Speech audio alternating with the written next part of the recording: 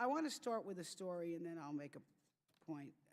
And it's the story of a 30-year-old HIV-positive mother of two living in Mozambique who lost her husband to AIDS last year, and she turned to a local clinic for help when she discovered she was HIV positive.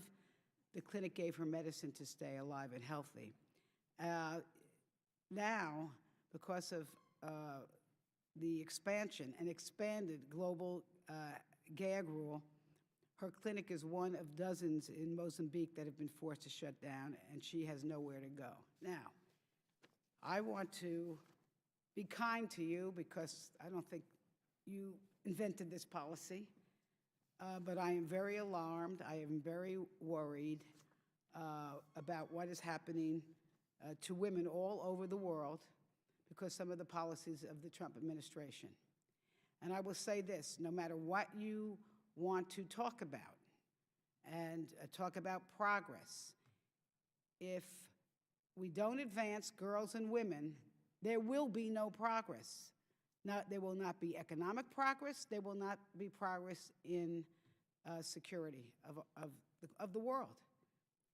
Now, I saw a chart that has shocked me, and this chart shows me what the Trump's global gag rule is doing. Now, what we've had other administrations have gag rules, which is basically they've prevented U.S. foreign aid for family planning to be cut off if even there's a mention of abortion or a referral to a service that does abortion. Now, under the Trump version, and that cut off $575 million in foreign aid, which is terrible. I don't think the original gag rule is a good. I think it's inhumane, and I think it's stupid. All right, but here's Trump's version. It can cut up to $8.8 billion in U.S. foreign aid for health programs, including family planning, HIV, tuberculosis, malaria, maternal and child health, because it's cutting off funding to these entities, even if they, with their own money, either perform a legal abortion or they refer to a legal abortion or they give all the information that is necessary for a woman to understand what her choices are. And it would be absolutely, you would be outraged, I don't mean you personally, but we would be outraged, and we are, if women were forced to have abortions. That would be wrong and inhumane. But to force women to have children against their will is also, to me, inhumane. And now that's not all that's going on, though. I wish I could say that.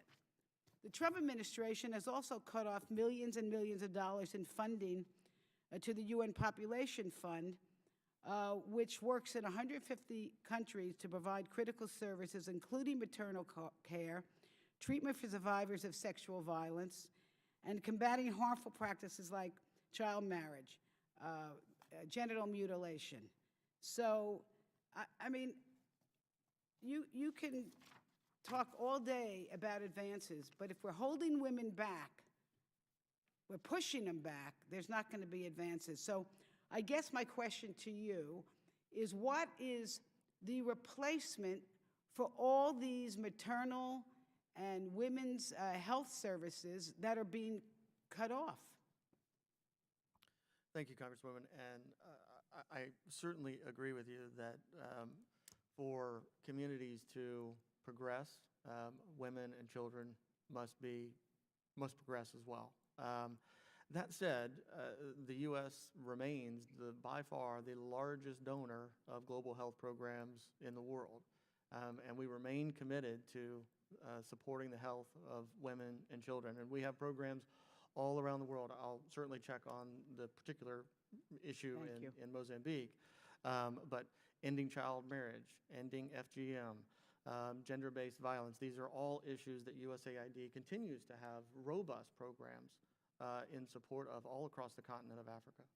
Well, just to finish up here, Mr. Chair, this is not a criticism of USAID, which does very, very good work. But what from my point of view, the Trump administration has been eliminating many, many good partners. And what I would ask is that you bring back to this committee a full report as to who is making up the difference for all these programs that are potentially defunded because of the expansion of the global gag rule and because of the cutting off of the money to the UN Population Fund. And I thank you again for your service. And with that, Mr. Royce, I'm so sorry for the last time to yield back, but again, it's been an honor. Congresswoman Frankel, it's been an honor for me to work with you. Thank you very much.